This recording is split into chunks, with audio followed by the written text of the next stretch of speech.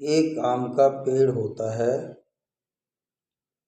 उस आम के पेड़ पर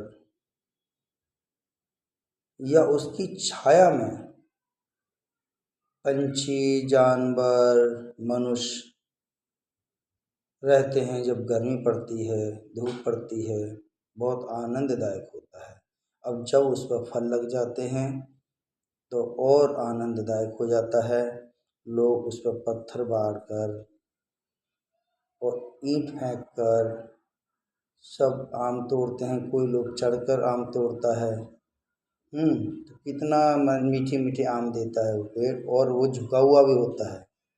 कितना भारी भरकम होता है और झुका हुआ होता है, और बहुत ही सुंदर पेड़ लगता है वो।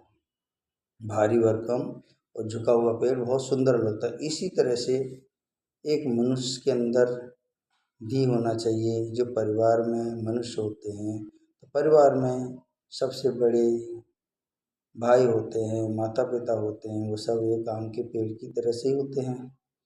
वो छोटों को बहुत ज़्यादा आराम देते हैं, फल की तरह से उनको मिठास देते हैं, और ऐसा परिवार हमेशा सुखी और शांति रहता है, क्योंकि उस परिवार में एक मिठास रहती है, एक अपनापन रहता है। और जो पेड़ इस तरह से मनुष्य पेड़ की तरह से बर्ताव करते हैं, उस पेड़ की और उस मनुष्य की महिमा ही अलग निराली होती है, अजब निराली होती है ना। और कुछ ऐसा भी होते हैं पेड़ कि बड़ा हुआ तो क्या हुआ, जैसे पेड़ खजूर, पंछी को छाया नहीं, फल लागे अति दूर। ऐसे पेड़ का कोई महत्व नहीं होता, और ऐसे मनुष्य का भी कोई महत्व नहीं होता जो अपने लिए ही बड़ा हो या अपने लिए ही सब कुछ यही सोचे कि मैं ही हूँ।